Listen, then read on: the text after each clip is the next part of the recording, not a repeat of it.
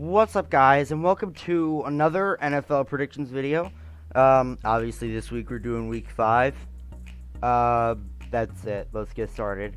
The Las Vegas Raiders, I almost said Oakland, and the Kansas City Chiefs. The Chiefs pulled out a 16-point win against the Patriots. Mahomes struggled pretty early, but then he put it together pretty well. I'm just talking about this last game because this is a pretty easy win for the Chiefs. The Raiders, they started out the season 2-0. Week 3, I said I wasn't a believer in this team, and I was not wrong, because now they've lost 3 straight games. They don't have much of a defense at all, so how are they going to contain the Chiefs? I don't think they are. And now we got the Broncos and the Patriots. This is a game that might be in trouble, because Stephon Gilmore tested positive for the virus, and obviously he's like the Patriots' best player. So even if this game doesn't get like postponed or anything, I mean, they won't have Cam Newton and they won't have Stephon Gilmore. So I think that this is going to be a Broncos win. Now we got the Bengals and the Ravens. Joe Burrow, rookie season, has not been a disappointment, but this is a big test against this good Ravens team, and I think that the Ravens are going to get this one. I mean, Lamar Jackson, so far, he's been good, but I think that's a guy who you could probably expect more out of.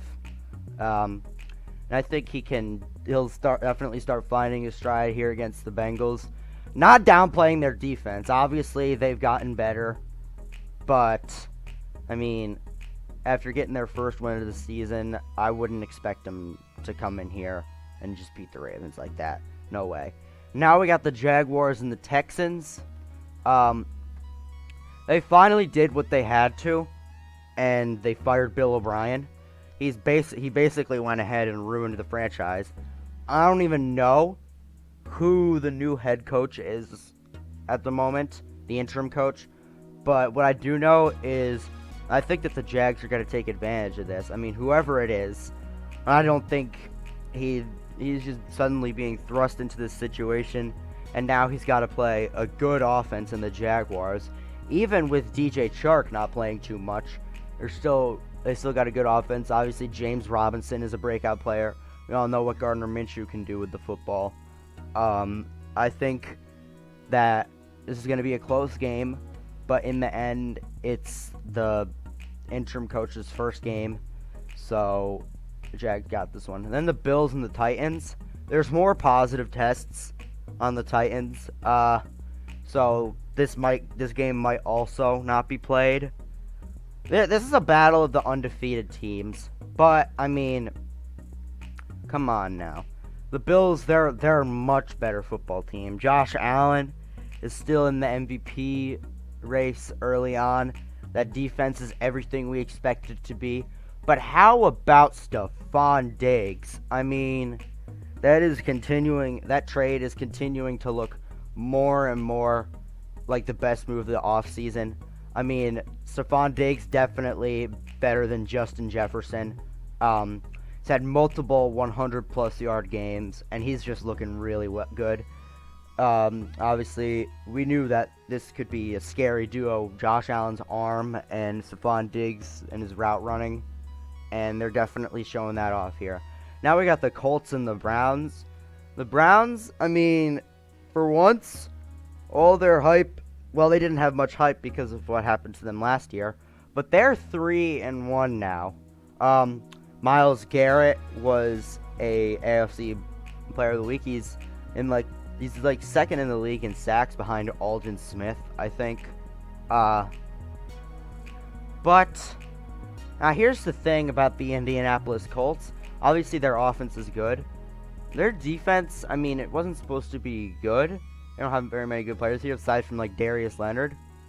This defense isn't good, but I was just reading some articles, and I found one word that really describes this defense, and that's stingy. I mean, they're not great. They don't have too much talent aside from obviously Leonard and DeForest Buckner. and I think that they're gonna grab this win against the Browns. The Colts, they're a good team. Phillip Rivers, I mean, he's not like amazing, but he's fine. Obviously, the injury to Marlon Mack did hurt, but it doesn't seem to be slowing them down too much. And yeah, Colts get the win here. And we got the Cardinals against the... Come on, man. That's easy. The Jets are the worst team in the NFL, and it's not even close. I mean, at this point, I think 0-16 could be in the future. But I don't know, man. Last year, everybody thought the Dolphins were going to go 0-16, but then they won like 5 of their last 7 games. So, could see some second half surge, but I really just don't think so with this team. And now the Philadelphia Eagles against the Pittsburgh Steelers. The Eagles, I mean, part of me wants to think that they're a disappointing team, but if you also gotta think about it. I mean, they have so many injuries they had to deal with. Obviously, they lost Brandon Brooks for the season. I mean, that offensive line, part of Carson Wentz's struggles early on can be blamed on his lack of help on the outside and also on the offensive line. And because of that lack of talent on the receiving core these days, I think that the Steelers defense is just going to absolutely feast on their rivals. I mean, in my opinion, they've got the best turnover forcing defensive back in the league in Minkah Fitzpatrick. Dude's an absolute beast. I could go on and on about their defense, but we got to keep this moving.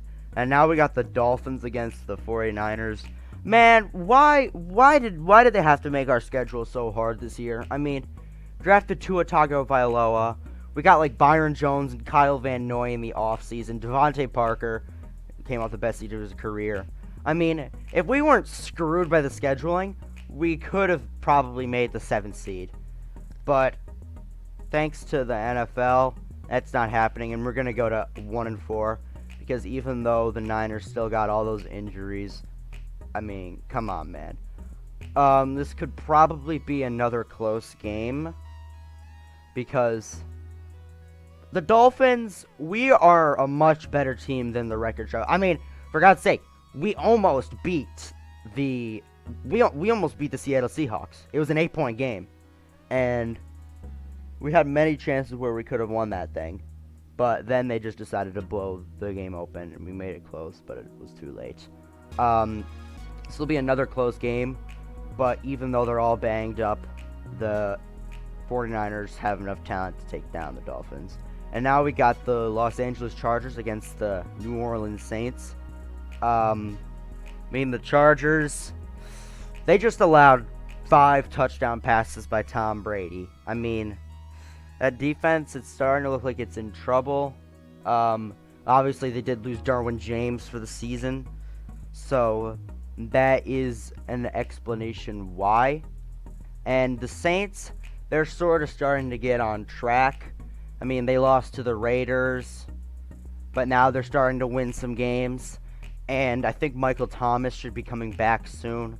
But either way, I've got the Saints picking up this dub. Drew Brees is finally going to get in some sort of a rhythm this game. Maybe throw a couple of deep balls. Even though those aren't like the Steelers games. See, like earlier in the season, everyone was like, oh, Drew Brees can't throw a deep ball. But I mean, like, obviously he could do that. But that wasn't the staple of his game. And I feel like I've said this exact thing in one of my other predictions videos. So I'm going to shut up and move on to the Thursday night game. The Buccaneers against the Bears. Obviously the Bucs, they're starting to look like a really good team. Tom Brady came off his best game of the season for sure. But the Chicago Bears, man, I mean, is it time to start believing in them? Obviously, I had to look because I did not know. Wait, hold up. Sorry, y'all. This game just didn't get put in the thing for whatever reason. Let me just go over here and check.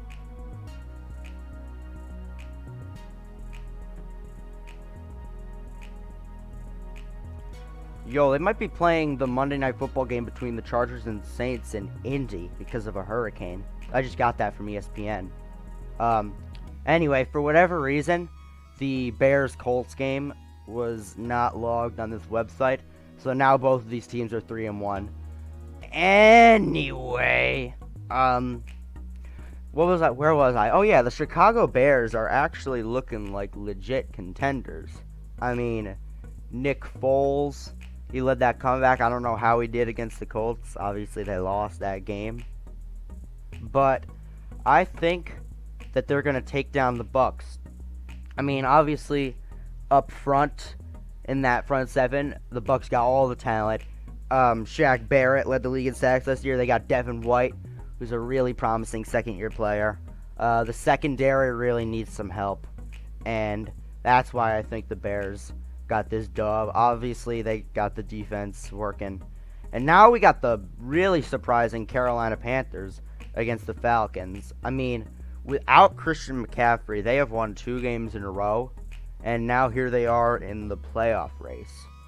But that being said, Julio Jones is likely to play in this game, and obviously the Atlanta Falcons also have Calvin Ridley, who's in the midst of a breakout season, and the Panthers do not have the talent in the secondary to guard both of those guys. I mean, obviously they can throw some nice blitzes at Matt Ryan, but I think that those 2 receivers are going to help the Falcons down the Panthers here. And now we got the Rams and the Washington football team, who have just announced that they're going to bench Dwayne Haskins for Kyle Allen. Allen, he had some nice games last year with Carolina, but I mean, he throws a lot of interceptions. And against the Rams defense, that is not really a good team to get your first start of the season against. The Rams, they're back. I'd give a whole spiel on why they think they're going back and why I think they're going deep into the playoffs. But I believe I said that. I said it in like the week 3 video, so I don't feel like saying it again. And now we got the Giants and the Cowboys. Man, the Cowboys they're once again, they're being a pretty big disappointment. Dak Prescott, though, not really. I have him on my fantasy team, so that's instant dubs. The Giants, though, they're very bad, and I got the Cowboys taking this dub. I mean, the Cowboys' defense is pretty terrible, but, I mean, Daniel Jones just cannot take care of the football, no matter what. He's throwing interceptions, he's fumbling all the time, and I think that, well, I mean, the Cowboys' defense isn't as bad as you think, because they have the sack leader in Aldon Smith, who is really, he aims to beat. It was a really good move by the Cowboys to pick him up, and now they're the 4th seed of 2 and 3. We're gonna have this whole trash NFC East thing again, and now we got the Minnesota Vikings and the Seattle Seahawks. Oh God, the Vikings are a total mess. And the Seahawks, they got Russell Wilson, who, I mean, in week 4, we sort of slowed him down. I mean, he had only 2 touchdown passes and an interception. So if he's slowed down like this, I think the Vikings are going to grab this upset here. Obviously, I don't think they're going to make the playoffs, but I mean, I think that they can get this done. They're still a talented team. Obviously, the offense with Dalvin Cook, Adam Thielen, and Justin Jefferson has shown some promise as a rookie. So, I don't know what the status of Jamal Adams is, if he's gonna play in this game. But if he does, he won't be 100%. And so, without him, I mean, the Seahawks defense are gonna have a tough time stopping this not one-dimensional Vikings offense. Well, I mean, Kirk Cousins is a bad QB. He's just got some pretty good receivers. And yeah, so here's the standings in the AFC. We've still got 3 unbeaten teams in the Bills, Chiefs, and Steelers. Bills actually get the 1 seed.